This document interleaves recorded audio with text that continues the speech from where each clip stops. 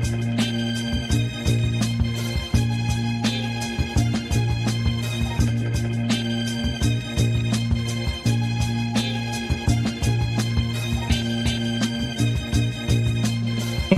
it's clear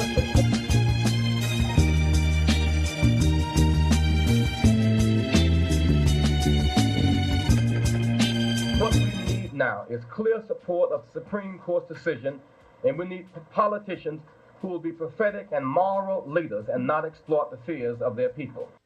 Fortunately, the issues that black people are raising are good for the whole nation. Some issues that the rich whites are raising are not good for blacks or the rest of the nation. Blacks contend we should have a full employment bill as an alternative to welfare and despair. Numerically more whites are unemployed than blacks. There are 3 whites on welfare for every 1 black that's on welfare. Thus, we need a full employment bill. I too know suffering. My great-grandfather was the sheriff of Greenville County who raped my great-grandmother. And of that relationship, my grandmother, who was stolen from the plantation by my grandfather. And then my father came out of that relationship. I know suffering. I was born to a teenage mother who was born to a teenage mother. July 17, 1960, I went to jail in Greenville, South Carolina, trying to use a library. July 17, 1984, I was speaking before the Democratic Convention in San Francisco without the aid of government sponsorship. But I am somebody. Good morning, good Monday morning, and welcome to another edition of Let It Be Known. I am your host, Stacy Brown. Peace and love, everybody. I'm Niele Anderson, and welcome. Come on in. And that was our beloved Reverend Jesse Jackson, who is still alive. Not trying to scare you.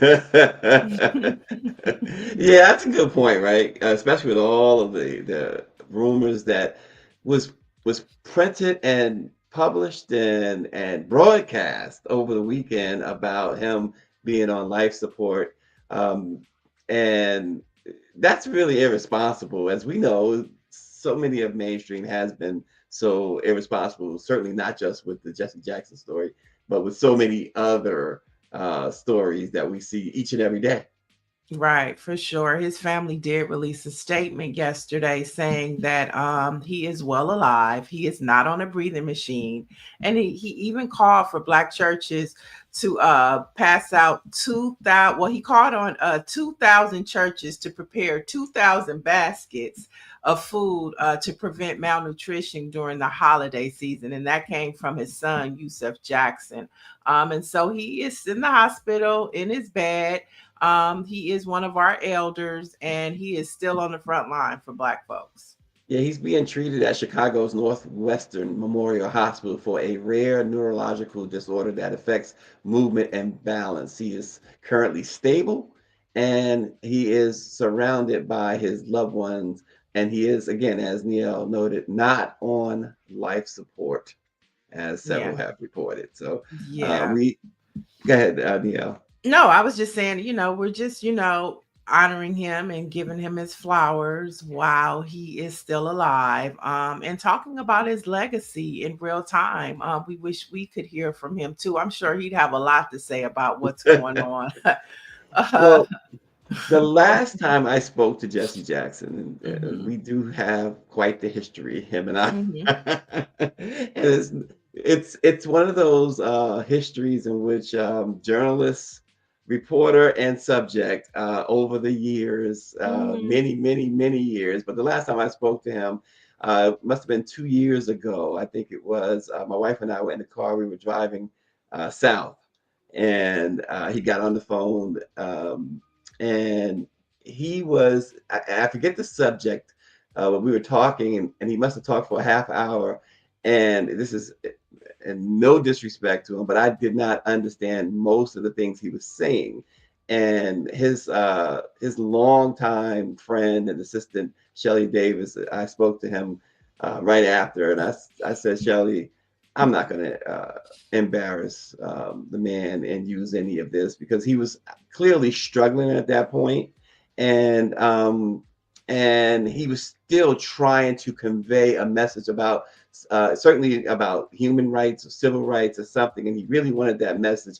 And I said, I'm not going to use that interview. No one will ever hear that interview because obviously it was being recorded with his permission. But I said, no, that's just an injustice to him, regardless of the fact that, he okayed that. He wanted that. But, and I got a chance to speak to his wife, and Mrs. Jackson was like, yeah, thank you for that. She was appreciative. It wasn't his best moment. And, it was just one of those things you have to, I think at some point you have to put the pen down. You have to take the journalism hat off and put on the human hat. And Jesse had, some real struggles, but we go back. We had our battles. Jesse was at Michael Jackson's trial. He was there to try and protect Michael's catalog. A lot of people were going after his catalog, and him and I were at a hotel there in Santa Maria, California, and we discussed it. And he was very adamant that, listen, somebody has to step in here. This is generational wealth he was talking about when he talks about Michael and Michael's family and that catalog. And we see even today, he was obviously right that Michael's estate is now worth over $3 billion. Yeah, well, Reverend Jesse Jackson was definitely a people's person. I think, many of us have stories about Reverend Jesse Jackson. I know for myself, I did PR for his dinner. And he used to come out here all the time for Taste of Soul. He was a huge friend of the LA Sentinel. So, of course, we've interviewed him several times as well. And we were just with Reverend Jesse Jackson celebrating his life last year at the DNC because it was in his beloved town, Chicago. The Rainbow Push headquarters held a huge rally for him. Maxine Waters was there. Bernie Sanders was there. And of course, Reverend Jackson was there, kind of reflective of what you said. You said you talked to him 2 years ago. But the fact of the matter is he is still on the front line. And I think that's probably one of the things that keeps him going is that he's still able in his mind to say something, to still have power to pick up a phone and call a Dr. Ben Chavis or a Danny Bakewell Sr. or Derek Johnson from the NAACP. And whatever he's mumbling, it still has relevance and value and people listen. So you said something really important, which is, again, going back to that 2023 conversation I had with him.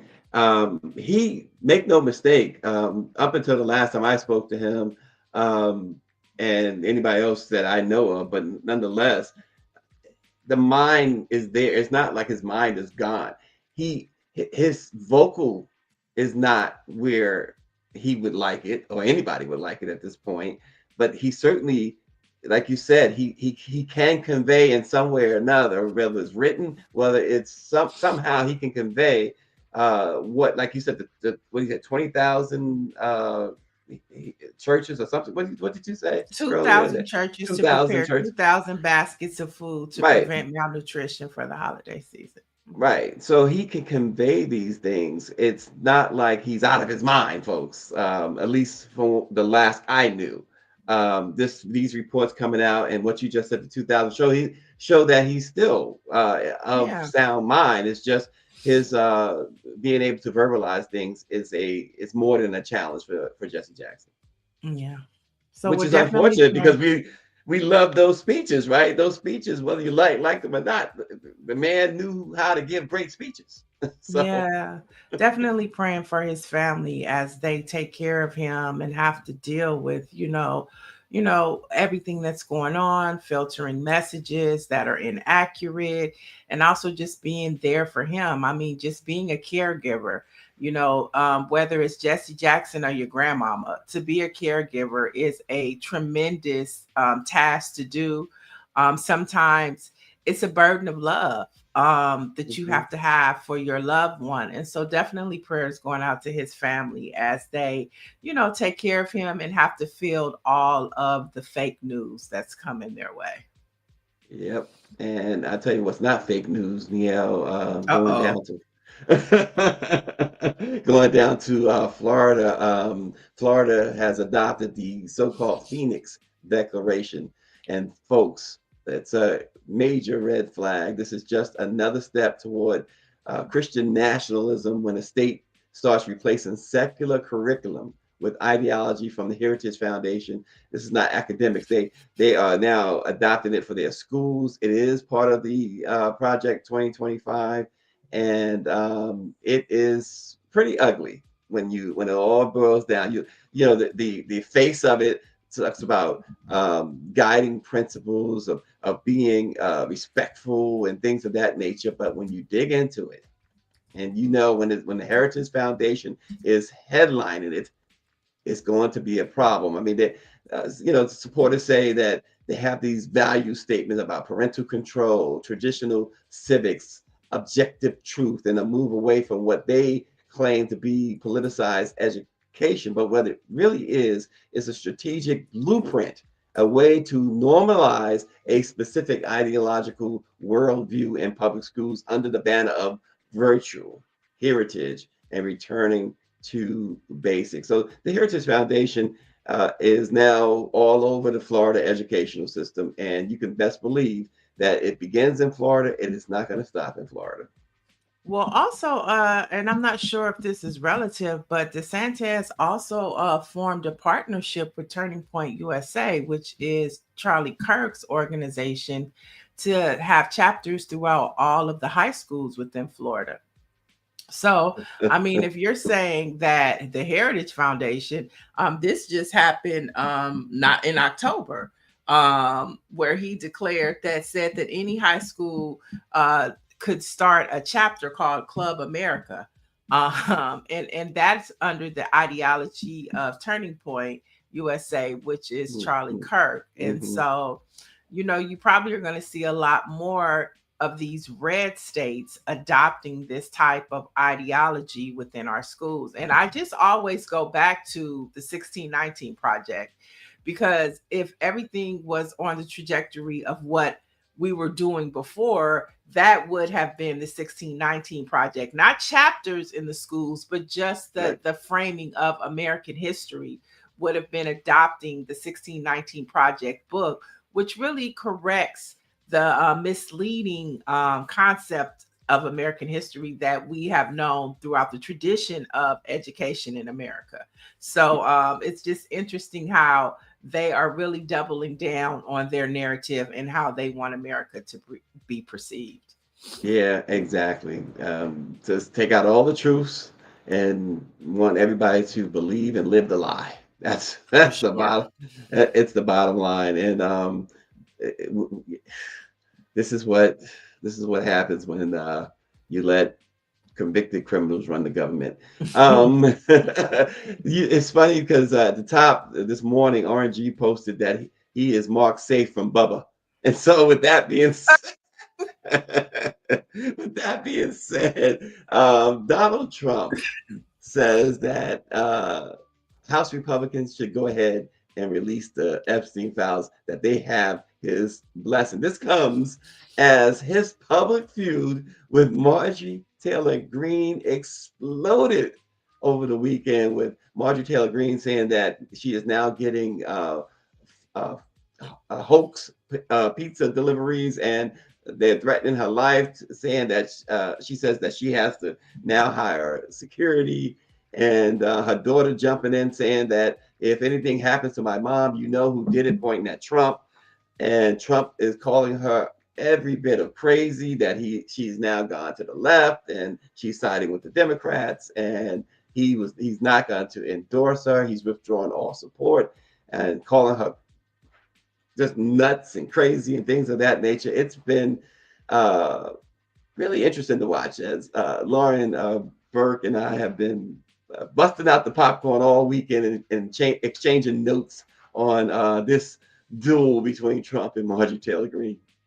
Well, now she knows how the the black poll workers out of Atlanta felt when, Rudy Giuliani was doubling down on them. Now she knows how it feels.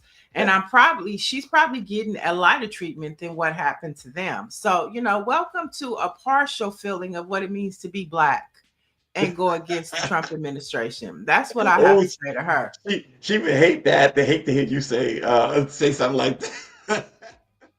I mean, those women they had to move out of their homes. That's right. So did Fonnie Willis. She had to move out of her house because of the threats that she was That's getting. right. So welcome to the club, homegirl.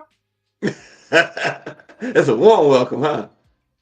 Now, Niele we gives. don't know if we're gonna let you in if they start chasing you with Oh shoot! masks on. We'll know if Oh you shoot! might have to hide in the woods. We'll know if we're gonna let you in. You're not gonna But let it in. we might point you in the right direction of the way to go. But honey, child. Not in my house. Honey, child. You mean, come on, you wouldn't offer like a warm cup of coffee or something? You got a lot more work to do before we can save you. Okay, kind of out there on your own. Jasmine Crockett has been having fun with it too. I've seen her tweet about it as well, and of course, she tweets, throws some arrows at her, but at the same time, she says she still don't trust this. You can tell Jasmine's not trusting this as authentic. No, So you always got to be very skeptical because something's going on, and this is just a distraction. But you can already tell that she probably has some intel that she knows the tides are turning, and so she'd rather get off with the life jacket than to go down while it sinks. Yeah, you're not gonna open the door for Marjorie Taylor Greene. No. No, okay. And yes, Claudette Perry, I 100% agree. All of a sudden now, he's saying release the files. He's given Congress the blessing, his blessing of releasing the files, voting to release the files. And Claudette Perry says that Trump has already put in the redacted fix. So he now says, yes, open the files. Yeah, of course. Yeah, we were talking about that earlier this morning. Yeah. But at the same time, guess what? Just as the estate released the emails that he wasn't expecting, the people are on the case. The people are on the case, and he's not going to be able to stop it because we saw over the weekend that the victims released a video demanding that the files be released. So it's just a matter of time before they start talking about him. They're talking, but they're not really saying any names. But it's just a matter of time before one talks, and then guess what? Oprah's coming out of retirement. You said Oprah? Oprah's coming out. It's gonna be 1, 2, 3, 4, 5, 6, 7, 8, 9, 10. Oprah's gonna be like, tell us, because she already you get an Epstein file. You get an Epstein file. Because her and Gail are still pissed about what he's doing to Gail over at CBS. Oh, I know. You know what I'm saying? So it's a lot of people who would love to have that conversation, and best believe they are knocking. And I'm just not talking about Oprah. Journalists are knocking on those women's doors to talk about it, and eventually it's going to happen. Let Donald Trump keep talking, and I think the smoking gun, I told you this, or the smoking gun is going to be Melania. We looking for Donald Trump to be in those files, but I bet you it's going to be a lot of Melania in it too. Now I will say this, and I was saying this before we went on the air. I was kind of surprised at one thing that's going around virally about him and someone that you said that they claim that is not Bill Clinton, but they're saying Bubba, that Trump allegedly performed a sex act on Bubba. Fellatio. It's called fellatio. Okay, well, you said okay. I will say, I guess nobody really should surprise you, right, when they reach certain statuses, because these people lose their minds when they get power anyway. But I was kind of surprised though at that. Well, Epstein's brother came out yesterday and said it was not Bill Clinton. So I mean, okay. But then, does that matter? I mean, okay, maybe Bill's your friend. I don't know. There was also a video surfacing of a journalist asking Bill Clinton about it, and he just kind of laughed about it, and I thought he was going along with the bit. You would think, because he laughed. Like maybe he did struck my pecker. Maybe he did. Oh, God. That was his response. Well, so generally, look, no shade to anybody, but a heterosexual man would immediately dismiss that. would say absolutely not if it didn't Well, happen. this is unusual times, and I think that it's better to go along with the bit, especially because it has to do with Donald Trump. But there was also another photo floating around of another rich white man who they also called Bubba, that Trump knew, and that they all knew that was in the Epstein orbit. So basically, you know, we got two Lakeishas, we got two Brendas. You can have two Bubbas. Which Bubba is it? Oh my gosh. Claudette Perry says Marjorie Taylor Greene has ambitions. There's no way she could do a 360 without a plan. Yeah, there are people who, right. Yeah, she had, come on, that's true. I think, yeah, that's a good way of looking at that too. She has to have had a plan in place. If she Or doesn't she have a could be plan, then talking she's to crazy. she could be talking to her constituents too. Remember, all of these people have Oh, look to at go that back. picture. Yeah, Melania's in those files somewhere, somehow. And she's smart. That's Allegedly. why she's quiet. Bill Clinton's smart. That's why he's quiet. But Mark, you have to realize too, with Marjorie Taylor Greene, she's thinking about her seat and she's thinking about her district. And one of the things that you cannot control is how your constituents are going to respond to you when you come back to your district. And so she could have a lot of constituents that are saying, hey, look, I don't like the way this is going. And if you don't step out and be different, then you about to lose your job.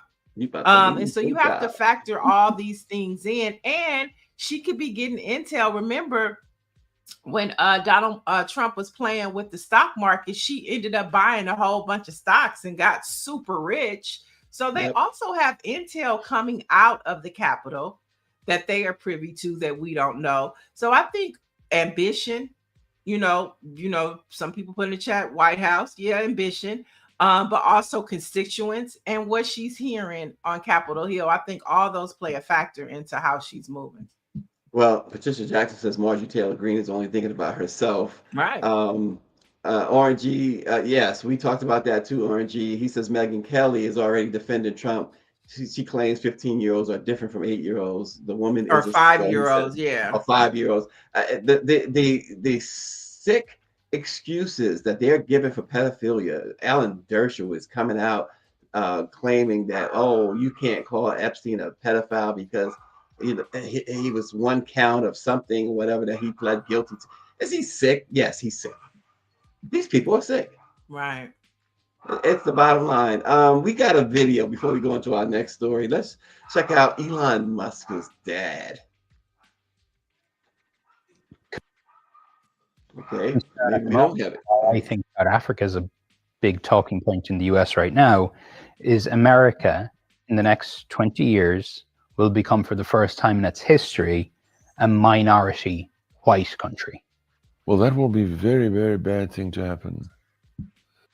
You want to see the US go down? Why? Oh, you don't like cars and electric cars, and you don't like technology, or what is it? You want to go back to the jungle, or? If the US becomes a minority white country. Yes. So there's Latinas, there's blacks, there's people from all different races make up the majority, and then, you know, it could be 48% white people. Do you really think the US is doomed if it goes under? Yes, it goes under there. Seriously? Yes, of course. You see, if you take South Africa, we have a small white population that projects the European culture, or what we learned from Europe. And oppressed millions of black people. No. For decades. How do you oppress? We gave them work, we fed them. They grew from a tiny little group into a massive group. That's not oppression, that's feeding them. Do you understand? You only grow big if you get fed. You only start at 800 and become 50 million if you get fed. We fed them, for crying out loud. You know, enough with this nonsense. But so you understand, because the black population was so oppressed under apartheid. Well, we never saw this oppression you're talking about. You never saw it. No, I never saw it. Yeah, because you're white. The big concern at the moment.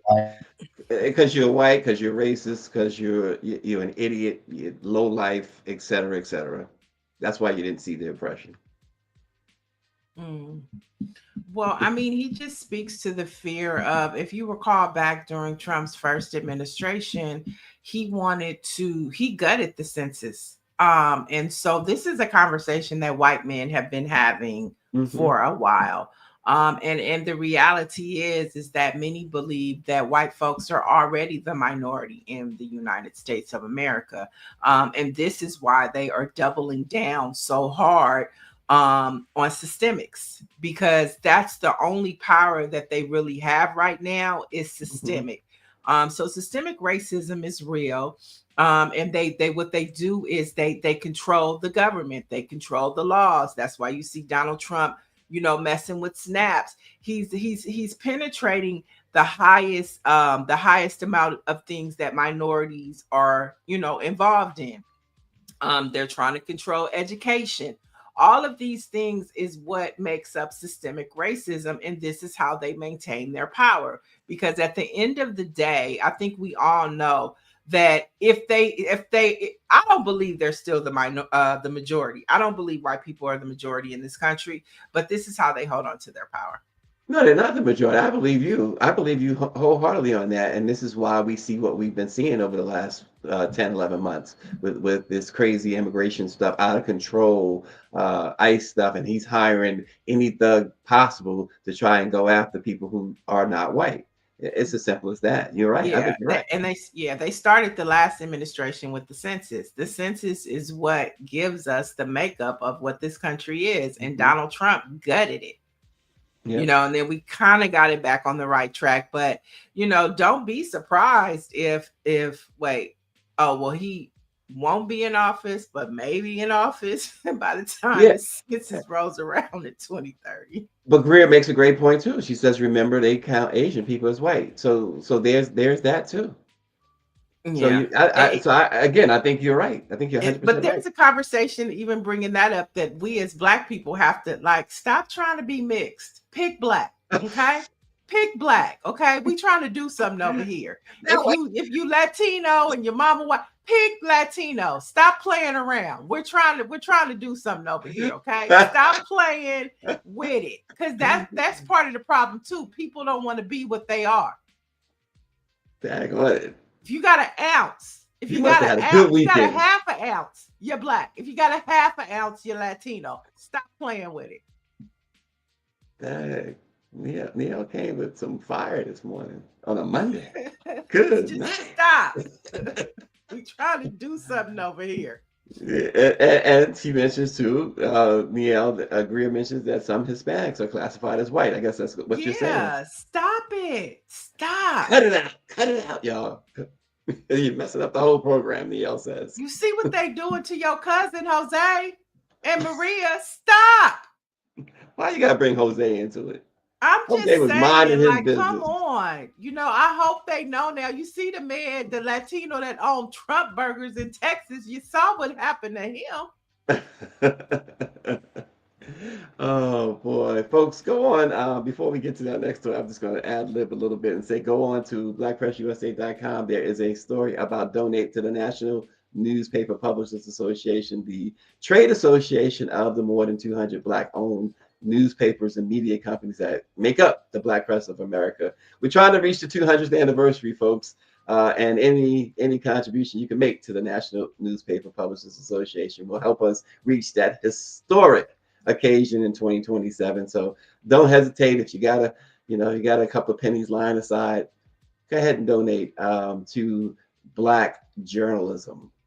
In case you missed it, a Baltimore police officer, you remember that officer who was seen in a viral video chasing a Black young man with his police cruiser trying to run him over last month? Well, Brandon Scott said, I am not going for that stuff. You are not on my watch.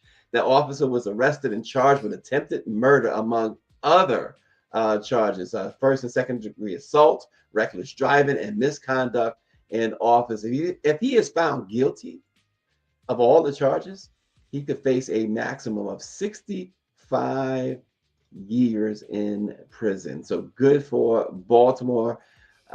This guy had no reason to do what he did, and you don't have a reason to run somebody over. I mean, unless he's trying to take your life, but he obviously initiated it, Niele, and then literally tried to kill the man. Right, right. I just think, as we look at Black leadership, Mayor Brandon Scott was the one that made sure that he was suspended without pay. I mean, and that's what, is going to happen. That is what it's going to take across this country to make sure accountability is still had, because we know we're not going to get it out of the Trump clan. I want to give a shout out to Jason Douglas Lewis, who's in the chat. He actually owns a Black newspaper out here in LA called The Standard that services the Crenshaw district. So good morning, Jason, and welcome. And we see your comment. And Jason says a lot of white folks really believe that there's something in their genetics that makes them better at building countries and better at business. I totally agree with that, but they still need Black folks to make it happen. They really not doing the building. They just telling you how many bricks to lay. And then the Black people be like, well, you say 220, but you really need 250 if you want it to be right. You know what I'm saying? So they still need us. But welcome in, Jason. Glad to have you this morning. Glad to have you, Jason. And also, speaking of, in case you missed it, Wendy Williams got a great diagnosis. Her latest medical findings could finally, according to her team, expose years of lies surrounding her court-imposed guardianship after more than 3 years under financial and personal control she never wanted. New neurological tests revealed that she does not suffer from dementia at all. The very diagnosis that was used to justify stripping her of her freedom. The results was confirmed by a New York specialist, and they said Wendy has shown no signs of the brain disease that her guardian claims she has had. And she's also maintained sobriety for 3 years and continues, according to folks who see her, she continues to display sharpness and social engagement. And now her attorney, Joe Tacopino, says that he is going to push for the termination within the next week or two, termination of the guardianship. So this is where we are with Wendy Williams right now. It's good for her. A lot of people say it's karma. It could be. I personally think Wendy had a mental breakdown after her husband left her. And that just broke her heart. If you looked at that documentary, and even if you looked at the Lifetime series or movie about her life, she loved that man. And she was heartbroken, and she broke down. And when you're heartbroken and you have a mental breakdown, you might drink a bottle of vodka. You might, toot a little toot. But I think she had a mental breakdown, and she is getting her stuff back together. And they took advantage of her. She was left with nobody around at the time when he left her, and she probably kicked everybody out of her life, wouldn't let anybody near her, which made her vulnerable. And now she's in this situation. But I'm happy that she's, in the words of Diana Ross, she's coming out. She's coming out. Don't call it a comeback. She's been here for years. And I hope she comes back on TV. We miss her. We love Jennifer Hudson. We love Sherry Shepherd, but nobody could do it like Wendy Williams. We want to know what she thinks about Diddy. We want to know what she thinks about Cardi B. We know what she thinks about Diddy. We wanted to hear what she had to say about Cowboy Carter, and the tour and all this stuff with Jay-Z and Rock Nation. We like Wendy's POV.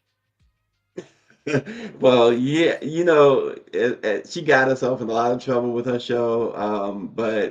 But you're right. All those other shows that have come after her is nothing like Wendy Williams. I had the privilege of being on her show before, so as a guest, so I will always have that.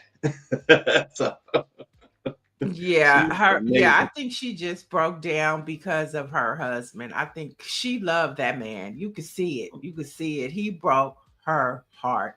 He had one job. You can have as many hoes as you want. You can have as many hoes as you want. Just don't get him pregnant. He broke the golden rule. and bought the woman a house. That broke her heart. She was like, "What? I made you an executive producer of my show. You know, I thought we was doing this together." He broke her heart. She said, "Yeah, one job Yeah, one down the job. street." Wait a minute. She says, "Is that Gris says down the street? Is that you're talking about the same thing?" The man, the guy, he was messing with somebody down the street. I think he bought the house. The house Oh when my she God. found out about the house. It was like around the corner down the street. Yeah. Yeah, he was a cold brother. Wow. And now he wants And he want to alimony. advocate for her and say, yeah, let her out. Yeah, because But he we want waiting more on money. Wendy. When Wendy comes back, I'm pretty sure that she's gonna bounce back. Even if it's a podcast, folks are gonna be listening. Because I'm Yeah. sure people are still talking to her, especially now. You saw Don Lemon trying to hang out with her and have dinner. Don't be surprised if Don tries to bring her into his orbit. Oh, you're right. You're probably right.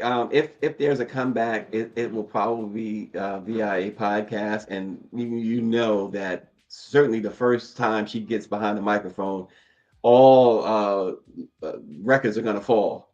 So many people are going to be people who don't even like her are going to tune in.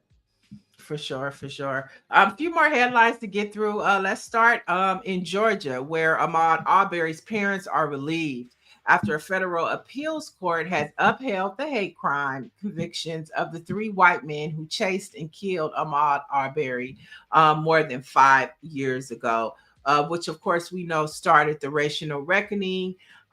It was Breonna Taylor, it was Ahmaud Arbery, and then we watched George Floyd be murdered by Derek Chauvin, and that set up the storm for racial reckonings in this country, which we see the Trump Klan administration trying to roll back.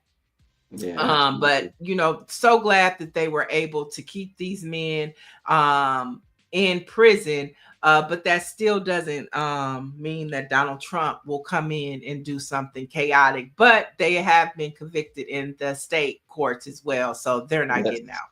No. Yes, and Oren G had mentioned earlier that he saw Jesse Jackson at the trial, and he remembers that the lawyer for one of the assailants, objected to Jesse Jackson being there. I remember that as well. Yeah, they didn't want Lee Merritt, civil rights attorney Lee Merritt, in the courtroom either, who represented the mother, Ahmaud Arbery's mother. And so, yeah, they tried. It didn't work. So glad to see that justice for Ahmaud Arbery, George Floyd, and partial for Breonna Taylor, but she still hasn't had justice for her life in a significant way.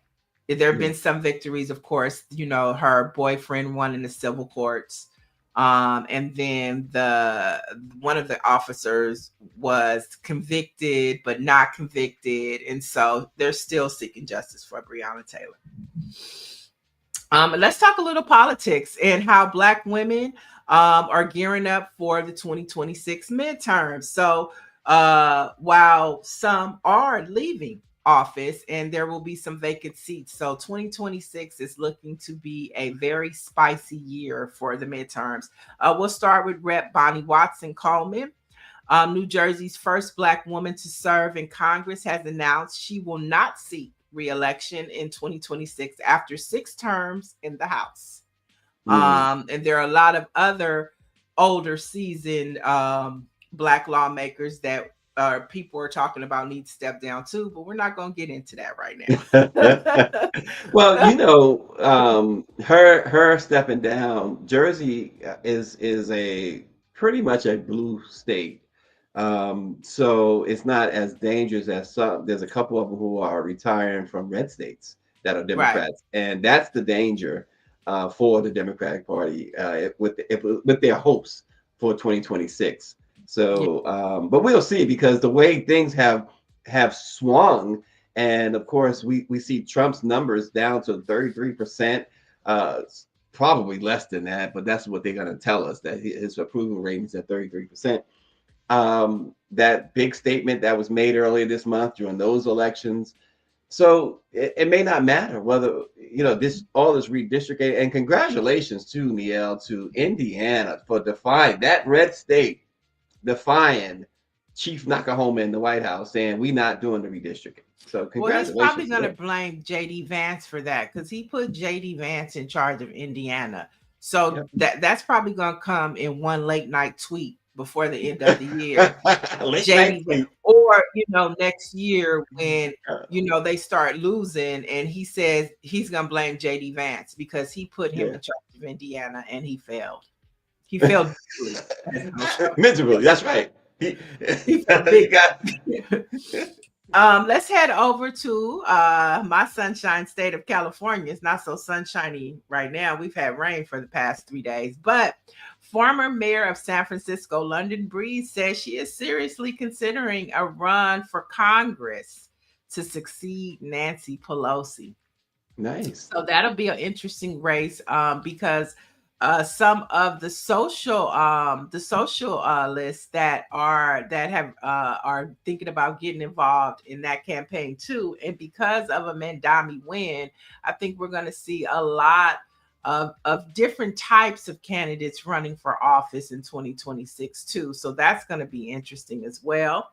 And then let's come to the East Coast, where and talk a little bit about the city of DC.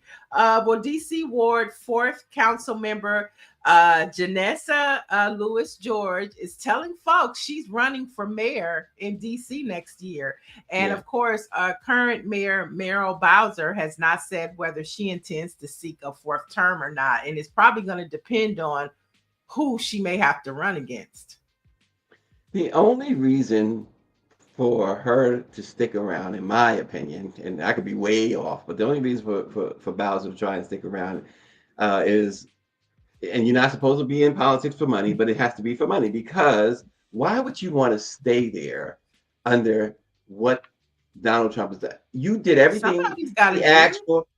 Well, but what I'm saying, somebody's got to do it. You're right. I'm not trying to say that this young lady shouldn't do it or the other candidates. But what I'm saying is Bowser's been there and she's been beat up so bad by this man, even though she capitulated immediately and she did things that he tearing down Black Lives Matter Plaza before he even asked, because she knew that he was going to have it done. And that's just one of the many things. The whole National Guard thing. It's so much.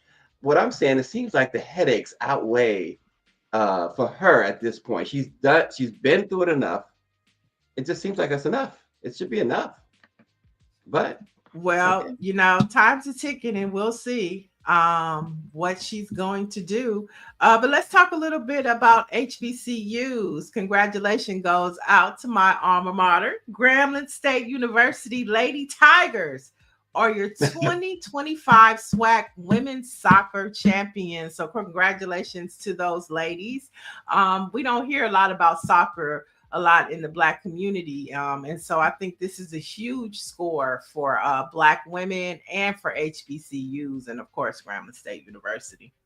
I was watching the RNG SWAC Sports Network on Saturday with Jackson State. He had the Jackson State game going on, and I tell you what, the cheerleading, man, they know what they're doing at HBCUs with the cheerleading. The steps and everything is just on point. But thanks again to RNG. He boosted up the Black press, and as he always does, and even the donation situation as well. So thank you, RNG. Mm-hmm. Yeah. And there's one HBCU on the West Coast that, is arguably an HBCU, but we consider it one here in LA. And it's called Charles Drew University, right in the heart of Watts, Los Angeles, California.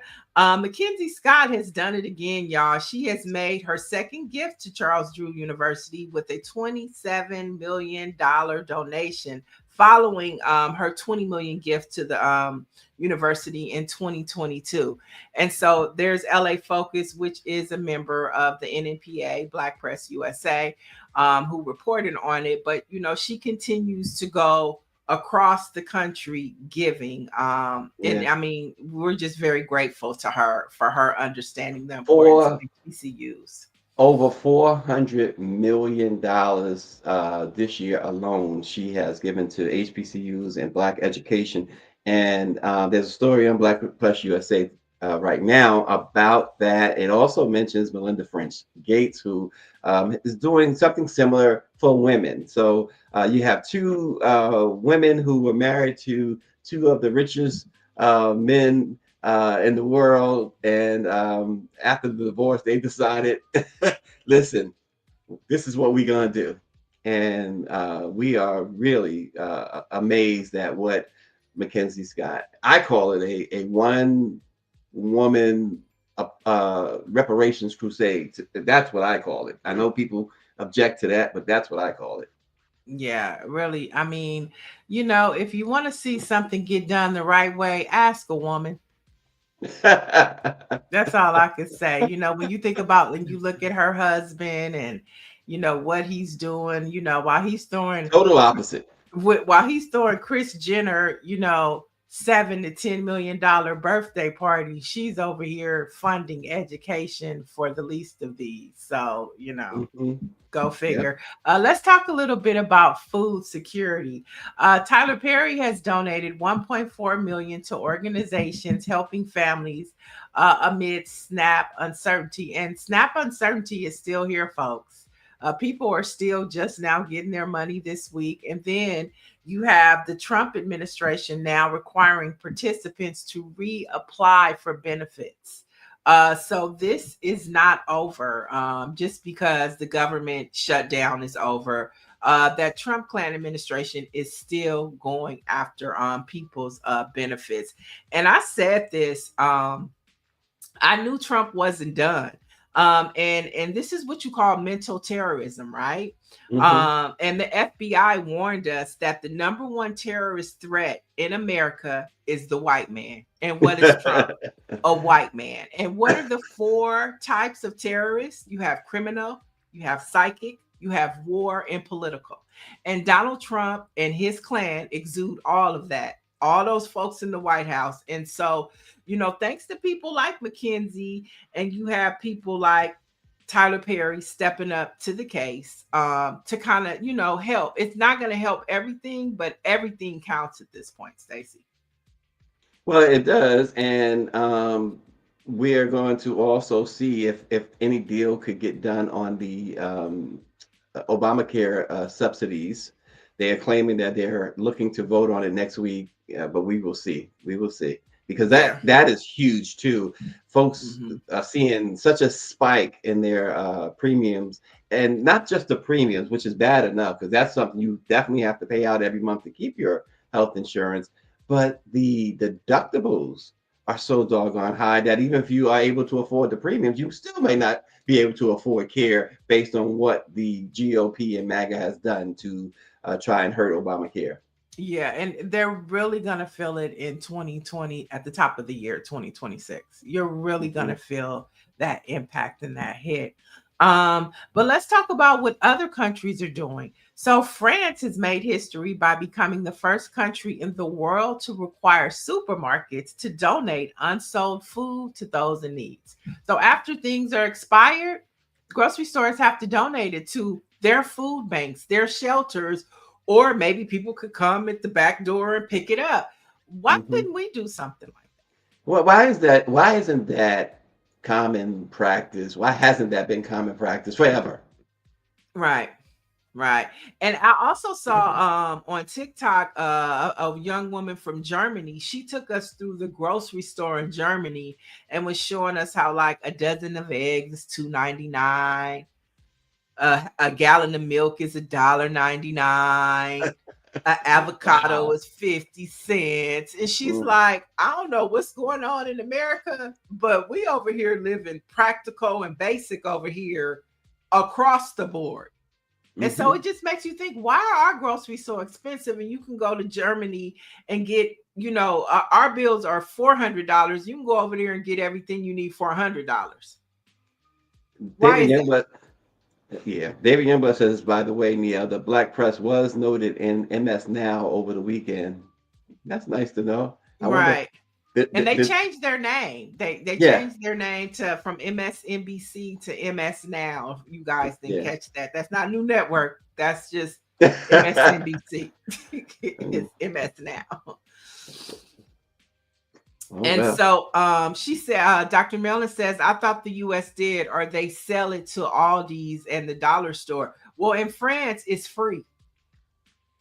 It's free, so Thought, yeah, yeah. I thought I heard in the past a grocery store or two, not necessarily have it as a practice, but did it maybe this time of year during the holiday seasons or whatever. But what you're saying in France is that is something that's incredible, and it's like it takes no brain power to say that we should do that anyway.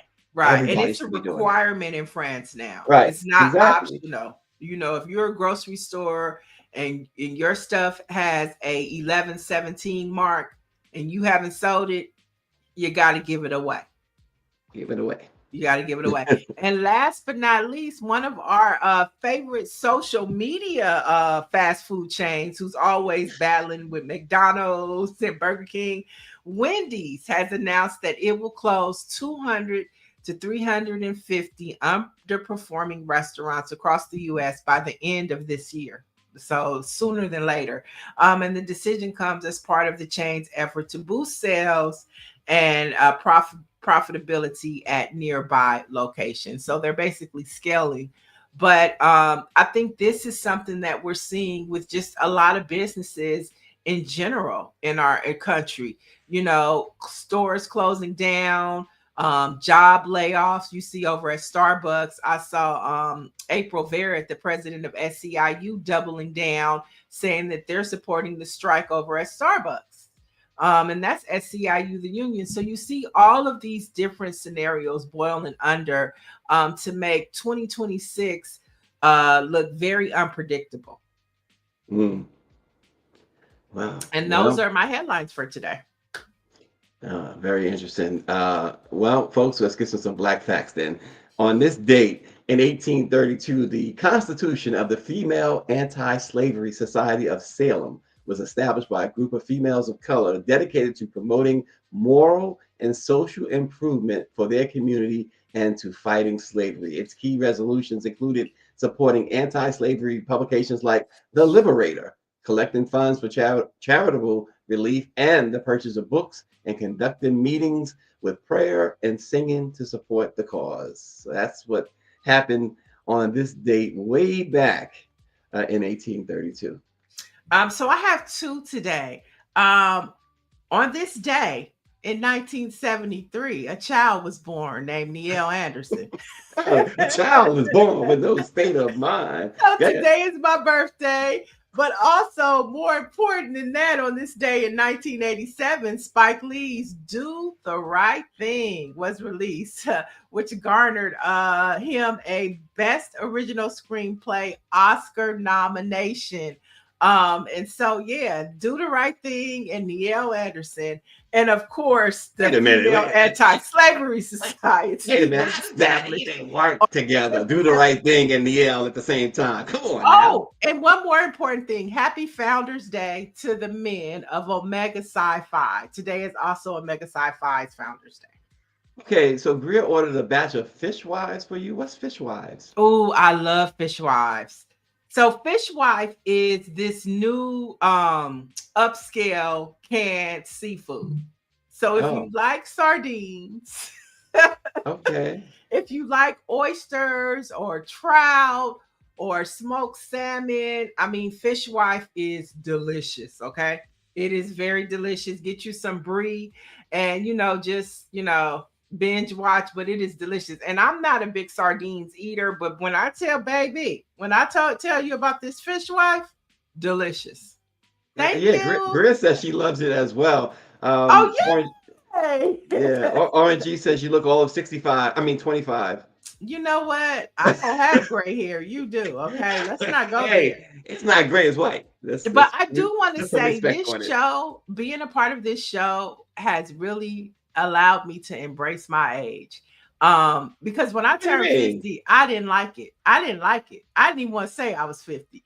But when I look at these millennials and these Gen Xers and Yers and talking to the chat, I am so glad to be from Gen Z. I am so honored. Thank God. That is a shame. RG says, if you pledged Omega, we all know your GPA was 2.3. Oh, that's cold-blooded. I didn't say that. I wish y'all happy Founders Day. That's a shame. Okay, go to BlackPressUSA.com for the latest. Like I said, we could read about more about an in-depth view of Mackenzie Scott at BlackPressUSA.com. Thanks so much for watching. Niele, say goodbye. Peace and love, y'all. See ya.